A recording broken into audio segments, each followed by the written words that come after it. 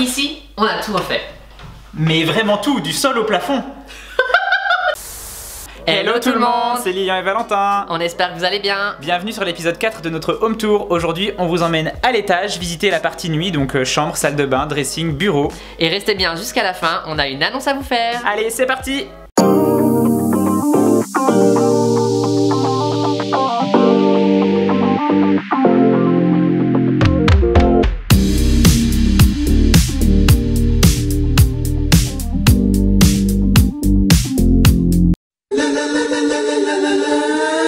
Les amateurs de bon goût, accrochez vos estomacs, on vous emmène 2 ans en arrière, de la moquette, du rouge, du vert, toutes les couleurs, c'est parti.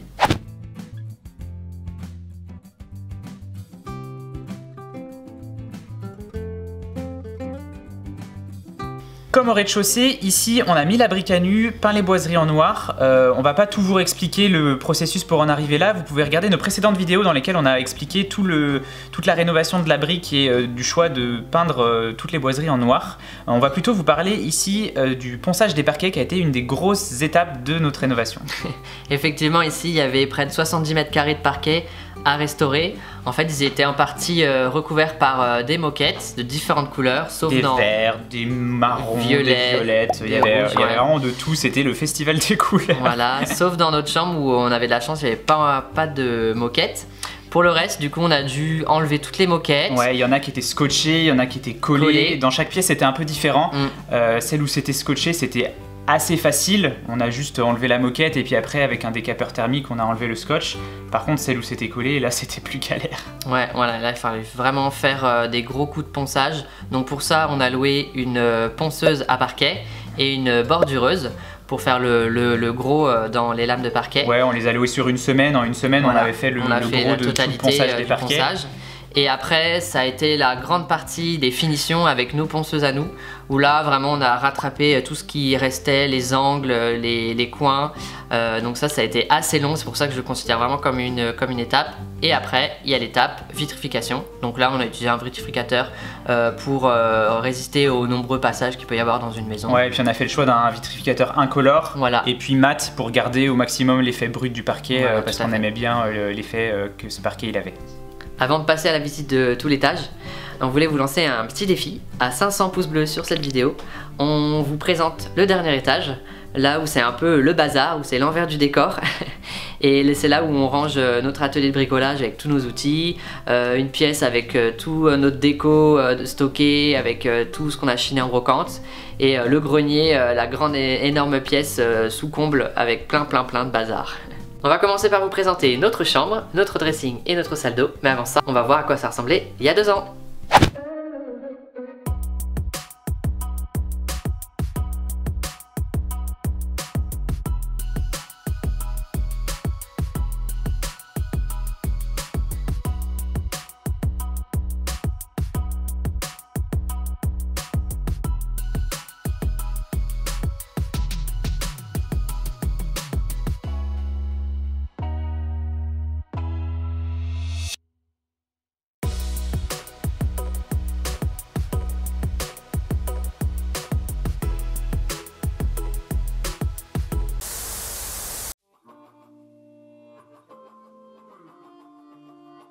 On vous l'a expliqué juste avant, cette pièce était la seule pièce où le parquet était brut et non recouvert par une moquette. Donc en fait finalement dans cette chambre on n'a quasiment pas fait de gros travaux, on a surtout fait de la décoration. On avait de la chance parce qu'il y avait déjà de très beaux éléments, on avait déjà la partie moulure avec une tête de lit en arc de cercle. Et puis on avait une belle cheminée et surtout un très bel espace de cette chambre qui fait plus de 25 mètres carrés. Et donc on a voulu dans cette pièce mettre de la couleur jaune, mais on voulait pas mettre que du jaune parce que ça allait être beaucoup trop fort en termes de décoration. Et donc du coup on a cherché une teinte qui s'associait bien avec ce jaune. On a trouvé une teinte qui s'appelle la teinte Astrakhan, qui est en fait un brun très foncé, mais finalement le rendu on dirait clairement du noir, donc on va dire que c'est du noir. Donc on a fait le choix dans cette pièce de mettre du noir et du jaune, d'associer ces deux couleurs. On voulait mettre un papier peint en tête de lit et on a trouvé ce très beau panoramique chez Cement Factory qui représente un paysage tropical. Et du coup, on s'est dit qu'on allait essayer d'axer la décoration de notre chambre autour d'un thème plutôt ethnique, mais version sobre. Donc on va retrouver plusieurs éléments de décoration un peu dans cette ambiance-là. Notre chambre, elle fait 27 mètres carrés, donc c'est pas évident à meubler. Au début, du coup, on a commencé par installer un lit qui fait 180 sur 200, qui est assez confortable. En dessous, on a mis un grand tapis qui fait 2 mètres sur 3, qui vient de chez Edito Paris. En bout de lit, on a installé un banc qui vient de la boutique Zago. Les tables de nuit, c'est des tables de nuit Nozome, c'est en bois de teck recyclé. Les lampes de chevet, elles viennent de chez Conforama. Sur ce grand mur noir, on a installé 3 grandes toiles blanches trouvées chez Action afin de meubler cet espace. Ces toiles, on les a peintes avec les restes de peinture de la chambre tout simplement, et on s'est amusé à y réaliser des formes. Au pied de ces 3 cadres, on a installé une malle qu'on a trouvée en brocante. Sur le mur opposé, on a une ancienne cheminée qui est encadrée de 2 grands placards. Dans ces grands placards, on y range du linge de maison. Et sur cette cheminée, on y a installé des affiches de chez Wallart. D'ailleurs, on mettra tous les liens en description, n'hésitez pas à les voir. Une bougie Pirouette Paris en teck. Un beau masque fait par l'artiste Nelika, on mettra son Instagram également. Sur ce petit coin près de la fenêtre, on y a installé un fauteuil qu'on a trouvé chez Emmaüs à Tourcoing. Un tapis un peu dans les couleurs de la chambre qu'on a trouvé chez Zago, des coussins trouvés chez Maison du Monde et un tissage créé par la créatrice Nokomis. Le lustre de la chambre est une création de Wax Magwood fait à partir de tissage de tissu wax. On a de la chance, notre chambre donne sur le jardin et quand on ouvre les fenêtres, on a les bruits de la nature et surtout le bruit de la rivière. Depuis notre chambre, on a une porte qui mène à notre dressing et à notre salle d'eau. On a de la chance d'avoir une très grande pièce comme dressing, elle fait plus de 15 mètres carrés, mais pour le coup c'est une des seules pièces de la maison, on n'a quasiment fait aucun travaux pour l'instant. On a juste poncé le parquet, on l'a même pas vitrifié pour le moment. On est encore en phase de réflexion pour savoir comment est-ce qu'on l'aménage. On ne sait pas si on veut un dressing ouvert, un dressing fermé, on ne sait pas encore en termes de matière, de couleur, ce qu'on veut exactement. Donc si vous avez des idées, si vous avez des retours d'expérience à nous faire, n'hésitez surtout pas à nous le dire dans les commentaires, ça nous ferait extrêmement plaisir et ça nous serait d'une aide précieuse. Ici, on a tout refait. Mais vraiment tout, du sol au plafond. On a commencé par tout mettre à nu, il y avait du carrelage au sol et au mur, on a tout enlevé. On a également enlevé toute la vieille robinetterie, la vieille tuyauterie pour pouvoir tout refaire à neuf.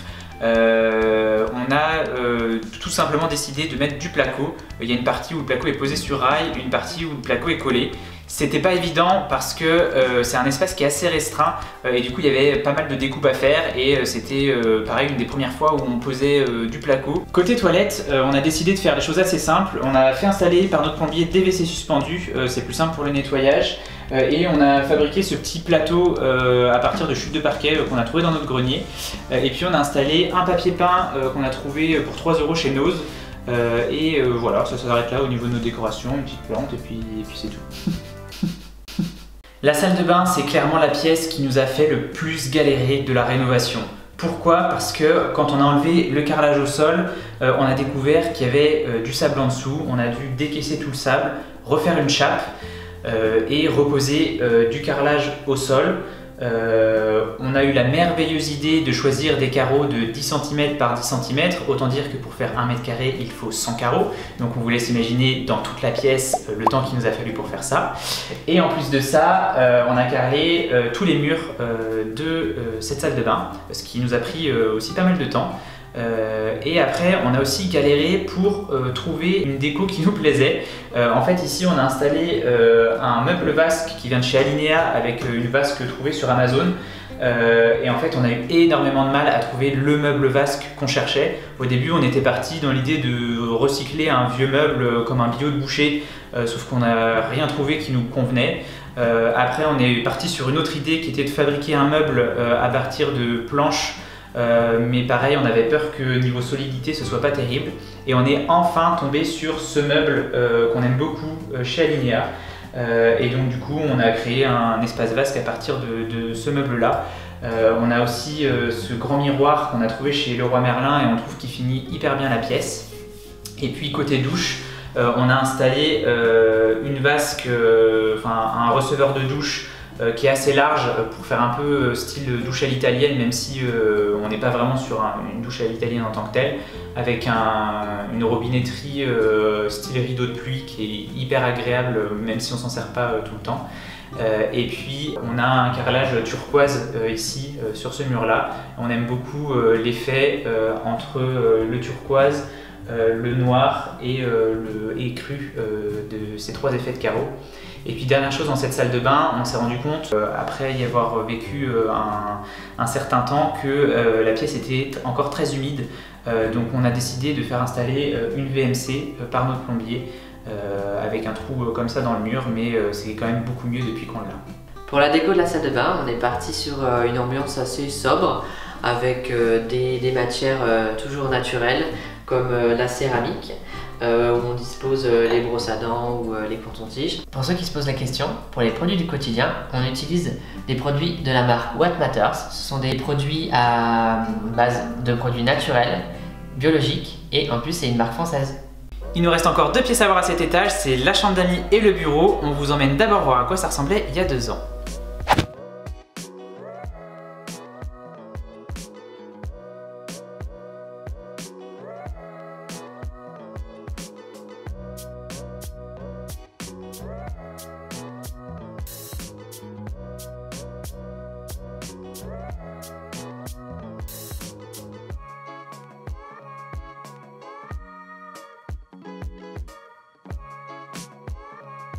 Ici, on est dans le bureau, qui peut aussi être une chambre d'amis si besoin.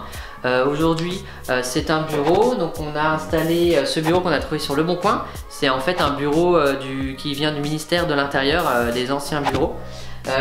Pour ce bureau, on l'a associé avec une chaise trouvée chez Signature. Et puis après, quelques petits éléments de déco, notamment une carte d'école ancienne qu'on a installée avec un système d'accroche. Ici on a une malle de famille où on décore avec une plante et un petit cadre. On a 3 fenêtres dans cette pièce, donc c'est assez lumineux. Pour éviter d'avoir trop chaud en été, on a installé des stores de la marque Store Discount. Ici ce sont des stores vénitiens en bois et ça réchauffe bien la pièce en hiver, c'est assez confortable. Dans plusieurs chambres de notre maison, on a des coins lavabo qui existaient et qu'on a décidé de garder avec un côté un peu vintage. Et on a décidé de mettre en avant ce coin lavabo avec une peinture de couleur mocha. En fait, c'est un pot qu'on a trouvé chez Emmaüs et on aimait bien le rendu, donc on a décidé de peindre l'arrière du mur ici de cette couleur-là. Et puis on a installé quelques petites plantes grasses, des cactus, un miroir trouvé chez Maison du Monde. On a une petite patère ici qu'on a chinée en brocante et puis un luminaire qui vient également de chez Maison du Monde. Dernier élément dans ce bureau, c'est ce lustre fabriqué en France à partir de raffia. C'est la marque Unum Design qui fait ça et on aime beaucoup la touche qu'il apporte à ce bureau. Dernière étape de notre visite, c'est la chambre tige. En fait, c'est la chambre d'amis. Pourquoi est-ce qu'on l'appelle la chambre tige? C'est à cause de sa couleur. On vous emmène voir ça tout de suite. Ici, on est dans la même configuration que dans notre chambre en fait, avec une tête de lit en arc de cercle avec des moulures qui préexistaient. Et ici, on a décidé de faire quelque chose d'un peu différent de notre chambre. On est parti plutôt sur des tons de vert. On a trouvé un papier peint ici aussi panoramique qui vient de chez La Touche Originale et on a peint les 2 panneaux sur les 2 côtés avec une peinture verte, la teinte vert tige, d'où le fait qu'on appelle souvent cette chambre la chambre tige. Pour que nos invités aient envie de revenir chez nous, on a installé une literie Teddy Bear de 160 sur 200. C'est un sommier qui a un confort parfait et une qualité hôtelière. À cela, on a ajouté un matelas de la marque Teddy Bear également qui a une mousse à mémoire de forme et un entretien hyper facile parce qu'il est entièrement déhoussable. Dans cette chambre, on a aussi cette cheminée avec un manteau en briques et un plateau en marbre. On trouve que ça apporte vraiment du charme à cette pièce. Mais par contre, on se pose la question de savoir si on la laisse telle qu'elle ou si on la repeint, si on la rejoint toit.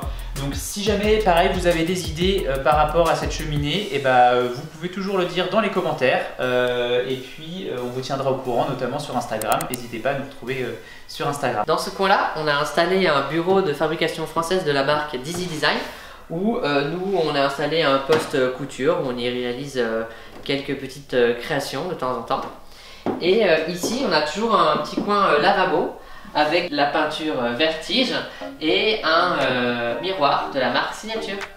Cette vidéo, c'était la dernière de notre série de home tour, sauf si jamais vous êtes plus de 500 à mettre un petit pouce bleu et comme promis, on vous fera une petite vidéo bonus de la visite du dernier étage. Et pour la petite annonce qu'on vous avait promis en début de vidéo, en fait, on va se lancer dans un nouveau projet rénovation. Et on a prévu de tout vous partager sur YouTube, donc n'hésitez pas à vous abonner, à activer la petite cloche de notification et aussi à nous suivre sur Instagram parce qu'on va partager pas mal de choses sur Instagram. Et nous, on se dit à très vite.